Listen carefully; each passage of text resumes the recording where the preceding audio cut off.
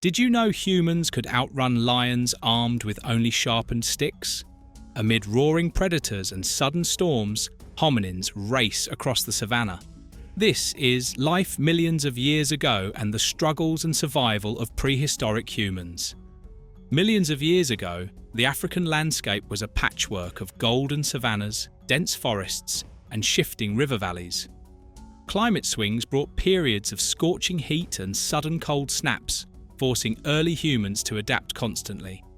Here, among towering grasses and scattered acacia trees, the first hominins emerged. Australopithecus, small and nimble, able to climb trees for safety, yet walking upright across open plains. And Homo habilis, the handyman, already experimenting with crude stone tools. Daily survival required vigilance and ingenuity. Groups foraged for roots, berries and tubers, while also scavenging leftover meat from predator kills. Water was life, sourced from rivers, lakes and seasonal pools, often requiring long treks under relentless sun. Stones were carefully selected and chipped into simple tools. Sharp edges for cutting meat or cracking nuts, sticks sharpened to poke at termite mounds, or small rocks thrown to deter predators. Life meant more like a constant negotiation with the environment.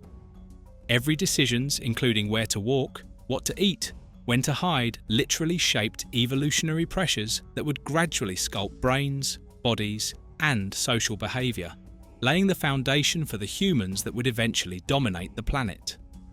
But survival demanded more than food. It required cunning, tools, and teamwork. Early humans discovered that survival could be extended through ingenuity. Stone tools, carefully chipped to produce razor-sharp edges, became their first weapons and instruments.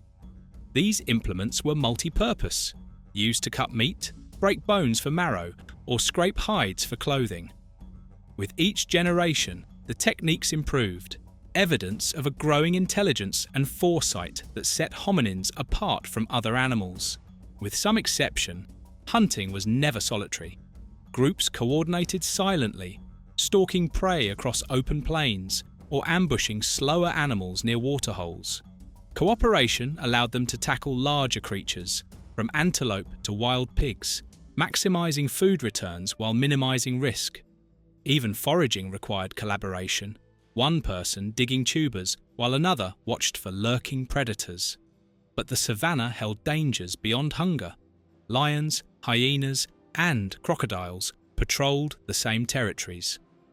Rival hominin groups competed for territory and resources, sometimes engaging in deadly confrontations amongst themselves too.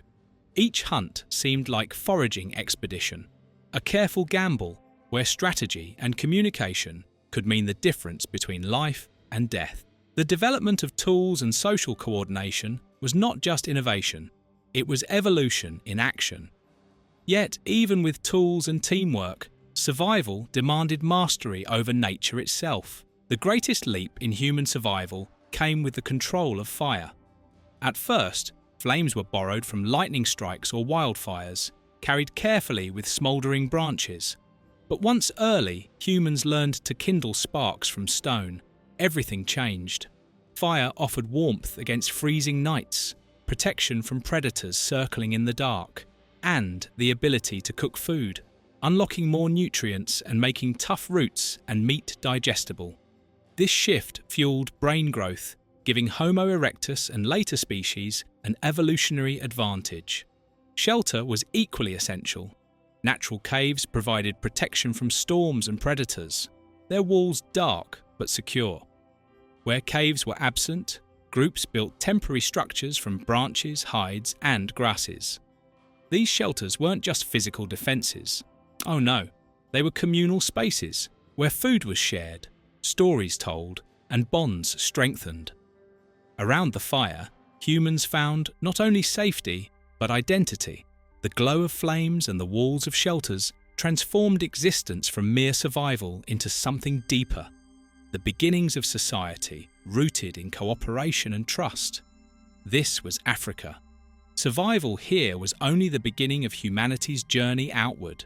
Roughly 2 million years ago, bands of early humans began venturing beyond Africa. Following rivers, coastlines, and migrating herds, they spread first into the Middle East, then Asia, and eventually Europe. This movement was not a grand exodus, but a slow, generational push, driven by scarcity at home and opportunity abroad. New environments brought harsh trials. Cold winters in Europe required sturdier shelters and warmer clothing. High altitudes demanded greater lung capacity and endurance. In arid regions, water was scarce, forcing new strategies for storage and conservation. Each migration forced humans to innovate or perish. Evolution responded to these challenges. Physiques adapted. Stockier builds retained heat in cold regions, while leaner bodies thrived in hotter climates. Diets diversified, incorporating grains, fish, and game unique to each region. Most importantly, brains expanded, capable of planning, problem-solving, and creating complex tools tailored to new worlds. These migrations shaped not just survival, but identity. Humanity was no longer bound to one land. It became a species defined by adaptability. Tools and fire kept them alive, but they were in dire need of structure. As early humans spread and adapted, their strength came not only from tools or fire, but from the invisible bonds that tied groups together. Small family units grew into larger bands, each member carrying distinct responsibilities. Hunters brought meat, gatherers supplied plants, and toolmakers shaped weapons or cutting edges. This division of labour allowed survival tasks to be shared, freeing minds for creativity and planning. Communication was at the heart of it all. Before spoken language, gestures, expressions, and vocal sounds conveyed warnings, needs, or intentions. Over time, more complex sounds emerged, primitive words that allowed for planning hunts, teaching skills, and passing knowledge between generations. Conflict was inevitable, yet even here, early humans found solutions. Disputes could threaten survival, so compromise, negotiation, and shared customs became vital. What truly set them apart was cooperation. Alone, a hominin was vulnerable. Together, with shared purpose and communication, they were unstoppable, like a force that could reshape the world itself. Because even with fire and family, danger prowled every shadowed horizon. Life for prehistoric humans was never secure. Predators stalked them relentlessly. We are talking saber-toothed cats, massive hyenas, and packs of wolves that saw early humans as vulnerable prey. Disease also claimed countless lives, with infections and injuries often proving fatal in an age before medicine. On top of this, the Earth itself presented hazards.